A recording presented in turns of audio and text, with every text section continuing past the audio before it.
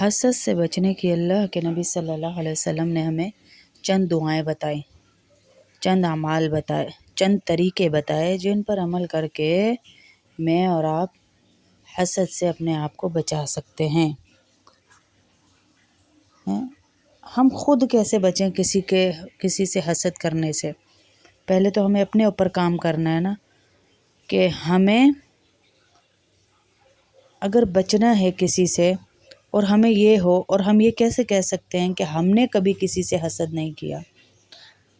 اگر آپ جاننا چاہتی ہیں کہ میں نے کبھی کسی سے حسد کیا یا نہیں، تو یہ دیکھیے کہ جب کسی ایسے شخص کو کوئی نیکی ملی جس سے میں راضی نہیں تھی، کوئی نعمت ملی اللہ کی، کوئی چیز ملی، تو اس پر میرا دل کتنا خوش ہوا تھا۔ میں اللہ کی رضا میں راضی تھی کہ اللہ نے اسے دیا ہے، یا میرا دل یہ تھا کہ یہ چیز تبدیل ہو جائے؟ میں اللہ کی رضا میں راضی تھی یا نہیں تھی؟ یا میرے دل میں یہ آیا تھا کہ یہ تو اتنے گناہ گار ہیں، ہمارے ساتھ اتنا برا کیا اور ان کو تو اللہ دیتا جا رہا ہے؟ اللہ کی رضا میں راضی نہ ہونا یہ نشانی ہے کہ میں کسی سے حسد کر رہی ہوں۔ اپنے آپ کا بھی ہم نے تزکیہ کرنا ہے سب سے پہلے، کہ اللہ کے فیصلوں پہ ہم راضی رہیں گے تو ہم حسد نہیں کریں گے۔ صحیح الجامع کی روایت ہے، دوسری بات کہ روزی یقین کر لو کہ جو تمہاری قسمت میں لکھا ہے وہ مل کر رہے گا۔ اتنا موت حدیث کا مفہوم ہے کہ دوڑ کر اس کی طرف نہیں آتی جتنی جلدی اس کا رزق اس کی طرف دوڑ کر آتا ہے۔ ہاں، جتنا اس کا رزق اس کی طرف دوڑ لگاتا ہے، دوڑ کر آتا ہے، اتنی جلدی اس کی موت اس کی طرف نہیں آتی۔ پہلے وہ اپنا رزق کھائے گا، پھر اس کو موت آئے گی۔ تو دیکھ لیں پہلے کون آیا؟ رزق نا۔ اس لیے دوسروں کے رزق میں نظر نہ رکھیں، دوسروں کی دی ہوئی جو اللہ نعمت دے رہا ہے اس پہ نظر نہ رکھیں۔ جو اللہ دے رہا ہے، اللہ کے خزانوں میں کوئی کمی نہیں، وہ آپ کو بھی دے سکتا ہے، مجھے بھی دے سکتا ہے۔ اپنے آپ کو پہلے بچانا ہے، ٹھیک ہے؟ اس کے بعد جو ہے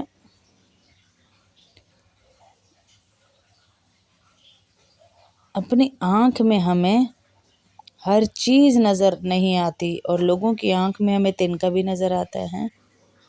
مت اس کام کی طرف جائیں جو اللہ نے ہمارے لیے نہیں رکھے۔ اللہ کے چند کام ہیں، وہ اللہ ہی کو کرنے دیجیے۔ جو کثرت سے موت کو یاد کرتا ہے، اللہ اسے حسد سے بچاتے ہیں، اس کی خوشیاں حقیقی رہ جاتی ہیں، اللہ اسے خوشیاں زیادہ دیتا ہے، اور دنیاوی کم غم ہو جاتے ہیں۔ کچھ کام ہمیں ایسے بھی کرنے اب جو لوگ ہم سے حسد نہ کریں۔ صحیح الجامع کی روایت ہے کہ کچھ کام ایسے بھی کرنے جس سے لوگ بھی ہم سے حسد نہ کریں نا، کہ سب سے پہلا کام کہ کوئی بھی کام کریں تو لوگوں سے چھپا کے کریں، جب تک وہ کام مکمل نہ ہو جائے لوگوں سے چھپائیں۔ ابھی بات بنتی نہیں اور ہم پہلے اعلان کرنا شروع کر دیتے ہیں۔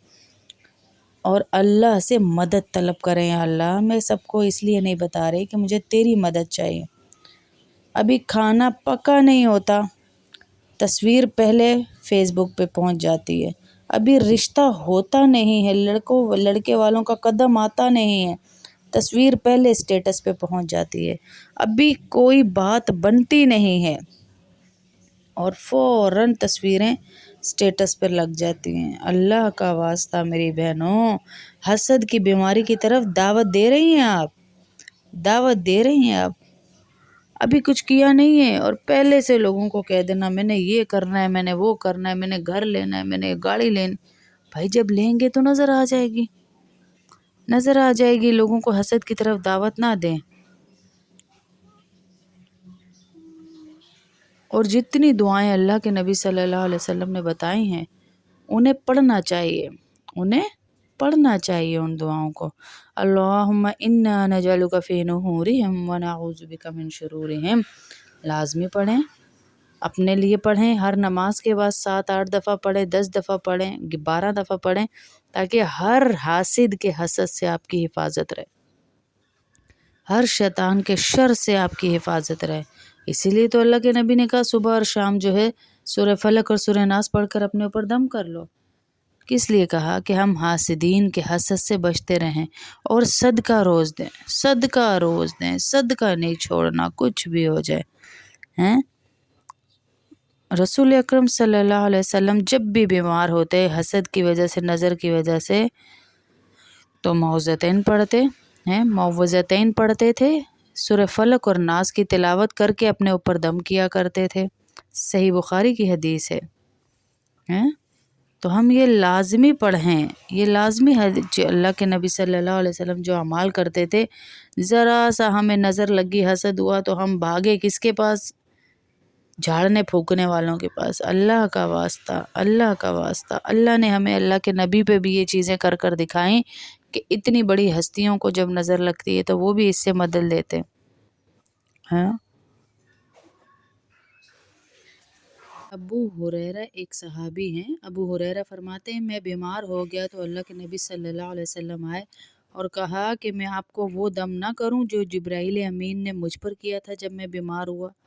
کس نے دم کیا تھا؟ جبرائیل امین نے ہمارے نبی پر دم کیا تھا جب وہ بیمار ہو گئے تھے، تو وہ دم کہہ رہے میں آپ پہ نہ کروں۔ وہ کون سا دم تھا ہے؟ وہ کون سا دم تھا؟ ہم اس دم کی طرف جائیں،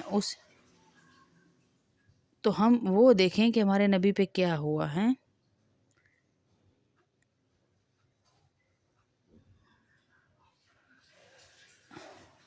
تو حضرت ابو ہریرہ نے کہا میری ماں باپ آپ پہ قربان، ضرور کیجئے مجھ پہ۔ کہا یہ پڑھا کرو بسم اللہ ارقیق، بسم اللہ ارقیق، بسم اللہ ارقیق، ہاں بسم اللہ ارقیق لکھ رہے ہیں آپ، لکھ لیجئے بسم اللہ ارقیق واللہ یشفیک من کل داء فیک من شر نفاسات فی العقد ومن شر حاسد اذا حسد۔